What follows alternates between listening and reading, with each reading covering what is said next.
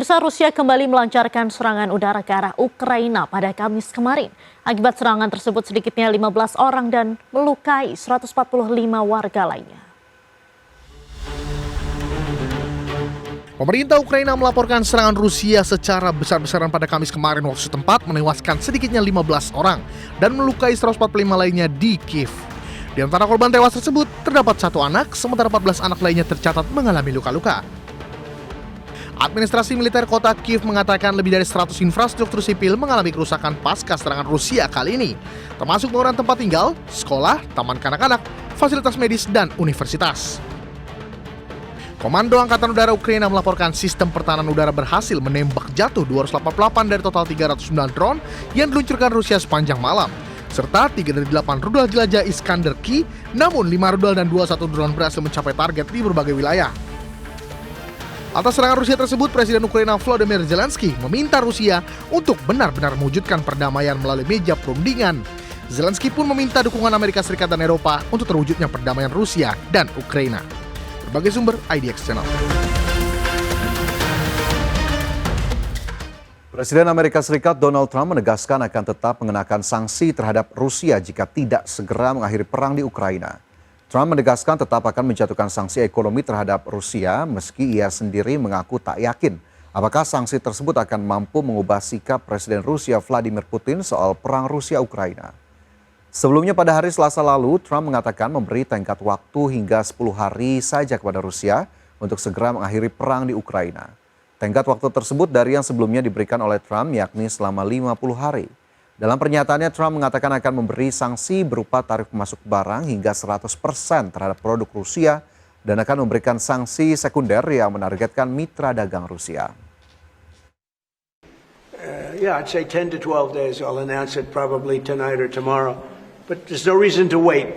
If you know what the answer is going to be, why wait?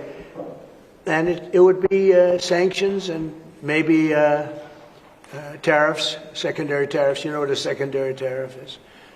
And look, the Russian economy, I don't want to do that to Russia. I love the Russian. Pemirsa, Amerika Serikat memberlakukan tarif resiprokal sebesar 35% terhadap Kanada. Ya, besaran tarif ini lebih tinggi dari kebijakan sebelumnya yakni 25%. Presiden Amerika Serikat Donald Trump menyatakan akan memberlakukan tarif resiprokal sebesar 35% terhadap sejumlah produk asal Kanada. Penetapan tersebut menyusul kegagalan perundingan dagang antara kedua negara. Ada pembesaran tarif 35% tersebut lebih tinggi dari keputusan sebelumnya yakni 25% yang telah diberlakukan sejak awal Maret 2025 berdasarkan Undang-Undang Darurat. Kantor Kepresidenan Amerika Serikat Gedung Putih mengatakan kenaikan besaran tarif masuk barang asal Kanada diberlakukan karena Kanada gagal mengendalikan pasokan obat-obatan khususnya jenis fentanyl. Amerika Serikat juga mengenakan tarif masuk yang lebih tinggi kepada Kanada karena Kanada melakukan tindakan balasan atas keputusan tarif masuk Amerika Serikat sebelumnya. Meski demikian, Amerika Serikat tetap mempertahankan pengecualian untuk barang-barang yang diperdagangkan di bawah ketentuan perjanjian perdagangan bebas antara Amerika Serikat, Meksiko, dan Kanada atau USMCA. Pengecualian ini didorong oleh industri otomotif Amerika Serikat dan perusahaan lain yang memiliki rantai pasok terintegrasi di kawasan Amerika Utara. Ketentuan tersebut memungkinkan para importir Amerika Serikat tetap mendatangkan sebagian besar produk dari Meksiko dan Kanada tanpa dikenai bea masuk. Berbagai sumber IDX Channel.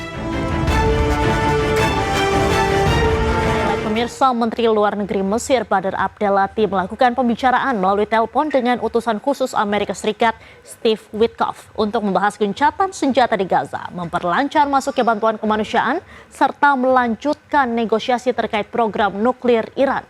Ya, percakapan tersebut berlangsung pada Kamis waktu setempat menjelang kunjungan Witkoff ke kawasan Timur Tengah.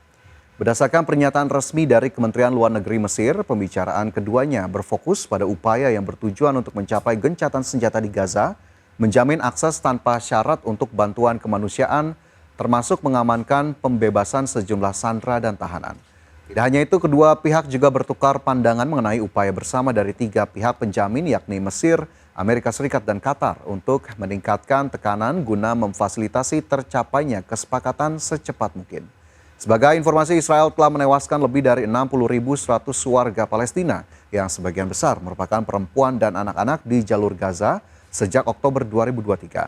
di mana aksi pengeboman yang masif telah menghancurkan wilayah tersebut sehingga membuat warga setempat kehilangan tempat tinggal dan kelaparan.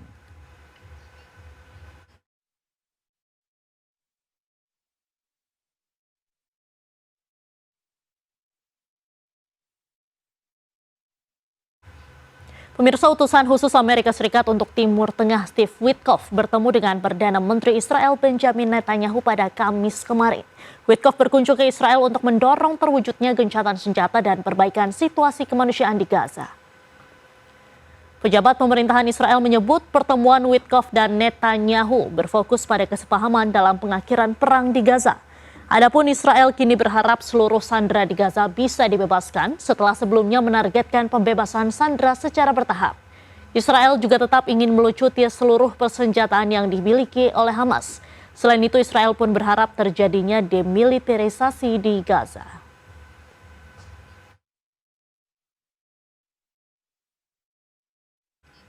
Prancis mengumumkan akan menjatuhkan bantuan kemanusiaan dengan total 40 ton makanan ke jalur Gaza mulai Jumat waktu setempat, di mana pengiriman dan penjatuhan bantuan lewat udara ini nantinya akan bekerja sama dengan pihak otoritas Yordania.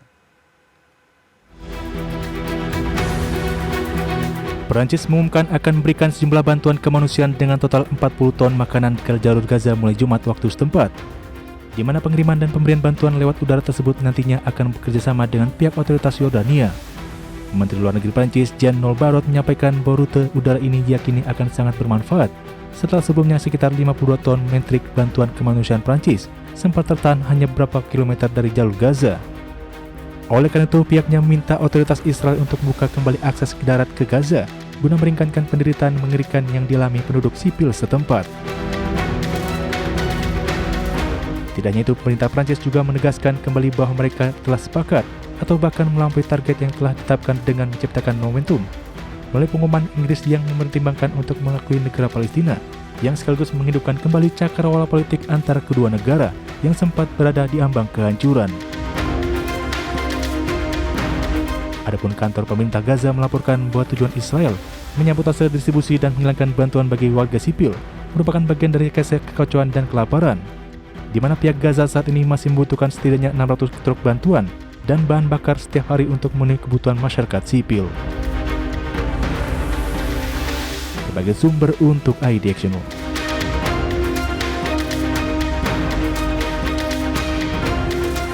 Highlight pemirsa, lembaga pemeringkat S&P Global merilis indeks PMI manufaktur Cina di Juli 2025 pada level 49,5. Level tersebut turun dari posisi Juni 2025 yang berada di level 50,4.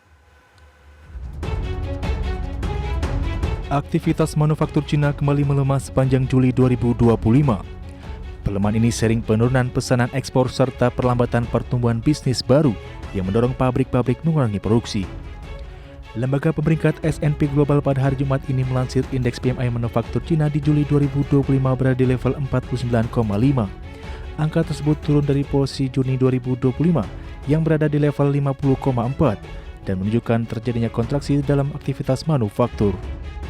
S&P Global mencatat bahwa pesanan ekspor baru terhadap barang asal Cina turun selama 4 bulan berturut-turut.